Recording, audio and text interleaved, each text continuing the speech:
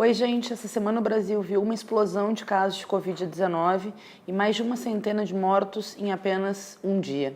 Infelizmente, nós vemos não só a morosidade, mas a política permanente do Bolsonaro e dos bolsonaristas do seu governo para não garantir a rapidez com que o pagamento da renda básica deveria estar sendo implementado no nosso país. Faz mais de 2 semanas que a Câmara aprovou esse projeto e apenas agora o governo começa a liberar de maneira a conta-gotas esse benefício para a população e ainda criando uma série de restrições, como por exemplo a do CPF regularizado.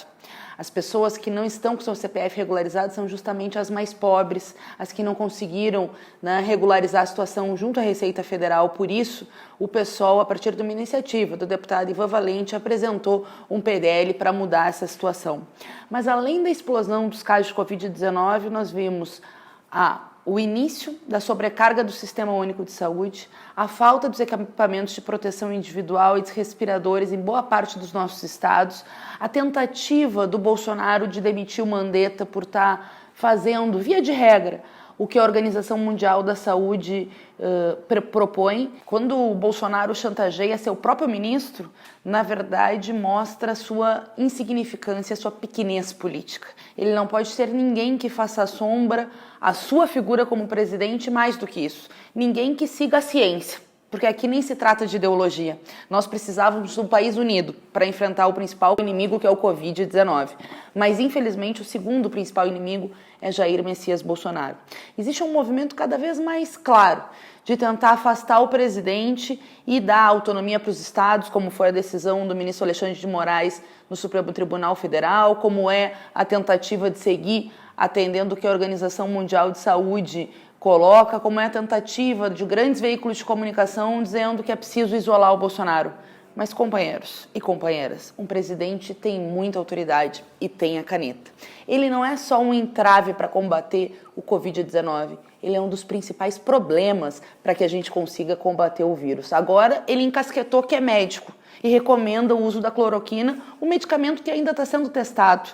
Mas ele não é nem médico e, aliás, nem bom presidente. Não serve para nada, a não ser para atrapalhar o nosso país. Portanto, é cada vez mais imperioso fortalecer o Fora Bolsonaro, e as panelas essa semana também bateram com muita força em várias capitais federais. Um segundo tema que nós vimos essa semana foi justamente o PL 149, que antes era chamado de Plano Mansueto, um plano terrível que ia resultar numa verdadeira agiotagem com os estados, num massacre com relação aos direitos dos servidores, congelando salário e prevendo na prática, ao inflar a receita gasta com o pessoal na lei de responsabilidade fiscal, prevê na prática a redução nominal de salário de servidores públicos e até a demissão. Mas muita gente trabalhou na Câmara dos Deputados, inclusive nós, para desarmar esse plano ultraliberal do Paulo Guedes.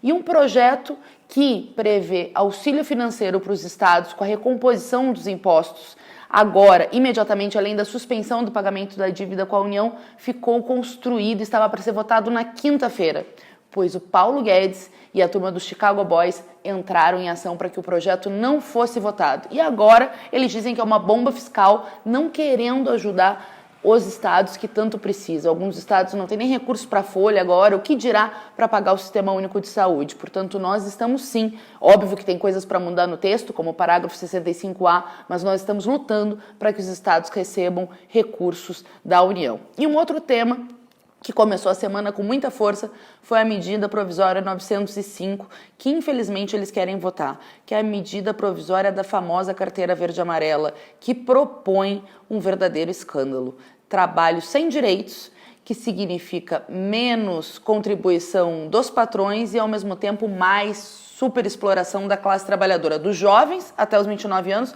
mas não só dos jovens, também de todos os trabalhadores brasileiros, com o tema do trabalho aos domingos, todos os trabalhadores brasileiros acidentados no percurso do trabalho. É uma verdadeira segunda reforma trabalhista e nós não aceitaremos que queiram pegar carona com a pandemia do coronavírus para atacar a classe trabalhadora. Na verdade, o que nós precisamos agora é renda emergencial, é garantia de salário, é garantia de empregos, é sistema único de saúde, é equipamento de proteção individual, é preparar o país para enfrentar o Covid-19. Para isso, a gente precisa muitas coisas. Derrotar o Bolsonaro, ter um programa de reconversão industrial para garantir que a gente possa produzir os equipamentos de proteção individual que o Brasil está tentando importar de fora, mas não está conseguindo chegar aqui pela alta demanda e também pela pirataria dos Estados Unidos. Para isso, a gente tem as universidades, mas também tem uma série de indústrias que poderiam estar produzindo, como, por exemplo, a indústria têxtil, macacões para os nossos trabalhadores da saúde. Poderia estar as universidades produzindo respiradores, produzindo álcool e gel, mas para isso precisa de dinheiro e de um plano de reconversão industrial. A bancada do PSOL apresentou projeto nesse sentido. Nós também precisamos urgentemente de garantias e de manutenção de um estado em que a população possa se proteger. Por isso, é fundamental garantir os meios para que as pessoas não tenham que escolher contrair coronavírus ou morrer de fome.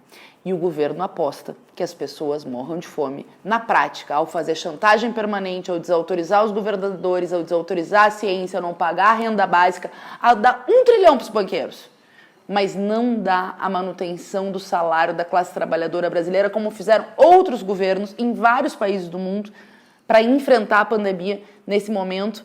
Não é um gesto casual, é uma política do governo Bolsonaro de tentar reabrir toda forma de atividades econômicas e, ao mesmo tempo, ignorar a necessidade de conter a pandemia do coronavírus. Nós precisamos urgentemente proteger o nosso povo. As próximas semanas serão decisivas no Brasil e a gente precisa seguir firmes, unidos, fortes, batendo panela, usando as redes, criticando o governo, lutando contra o Bolsonaro e chamando a unidade nacional contra o Covid-19. O pessoal está nessa luta.